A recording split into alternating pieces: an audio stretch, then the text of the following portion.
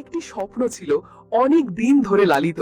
সেই স্বপ্নে ছিল একসঙ্গে থাকার প্রতিশ্রুতি, একটি নতুন জীবনের সূচনা। কিন্তু সেই স্বপ্ন আকাশেই থেমে গেল। আগুন আর ধোঁয়ার মধ্যে নিঃশেষ হয়ে গেল প্রতীক যোশী এবং তার পরিবারের 5টি প্রাণ। প্রতীক যোশী ছিলেন একজন সফটওয়্যার ইঞ্জিনিয়ার। বিগত 6 বছর ধরে লন্ডনে কর্মরত। একা থেকে পরিশ্রম করে তিনি নিজের পরিবারের জন্য একটি উন্নত ভবিষ্যতের ভিত গড়ে তুলছিলেন।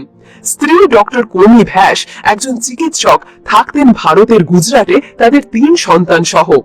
দীর্ঘ দিনের পরিকল্পনা শেষে অবশেষে সেই কাঙ্ক্ষিত দিন এসেছিল, একসঙ্গে হবার দিন। মাত্র 2 দিন আগে কোমি নিজের চাকরি থেকে ইস্তফা দেন। ব্যাগ গোছানো হয়, আত্মীয় স্বজনদের বিদায় জানানো হয়, কাগজপত্র তৈরি হয়। 12 জুন সকালে তারা 5 জন মিলেই উঠেছিলেন এয়ার ইন্ডিয়ার ফ্লাইট AI 171-এ, গন্তব্য লন্ডন। বিমানে ওঠার পর একটি হাস্যোজ্জ্বল সেলফি তোলেন কোমি, পাঠানো হয় আত্মীয়দের কাছে। ক্যাপশন ছিল, শেষমেশ একসাথে, এবার নতুন জীবনের পথে। কিন্তু সেই নতুন জীবন আর শুরু হলো না। উড্ডয়নের কিছুক্ষণ পরেই বিমানটি বিকট শব্দে ভেঙে পড়ে আহমেদাবাদের কাছে একটি ঘন বসতিপূর্ণ এলাকায়। চারিদিকে ধোঁয়া, আগুন, আর্তনাদ। স্থানীয় প্রশাসন নিশ্চিত করেছে ফ্লাইটে থাকা 242 জন যাত্রীর মধ্যে কেউ বেঁচে নেই।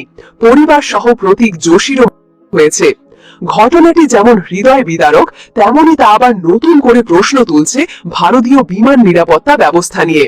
বোয়িং 3878 ড্রিমলাইনার মডেলের এই বিমানের ছিল এটি প্রথম মারাত্মক দুর্ঘটনা।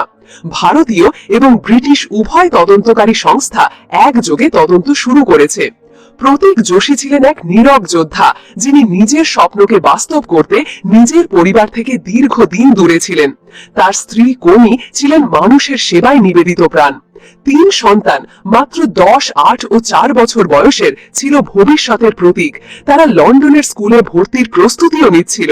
কেউ ভাবেনি সেই স্কুলে তারা আর কখনো পা রাখবে না। বিমানে ওঠার মুহূর্তের সেই ছবি এখন হয়ে উঠেছে নিখুঁত ট্র্যাজেডির প্রতীক। এই ট্র্যাজেডি শুধু একটি পরিবারের নয়, এটি একটি সামাজিক বাস্তবতারও প্রতিচ্ছবি।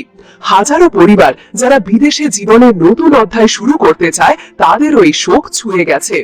ভারতীয় বেসামরিক বিমান চলাচল কর্তৃপক্ষের তরফে বলা হয়েছে, দুর্ঘটনার প্রকৃত কারণ বের করতে পূর্ণ। ASP নিউজের সাথে থাকার জন্য ধন্যবাদ। সাবস্ক্রাইব করে সাথে থাকুন।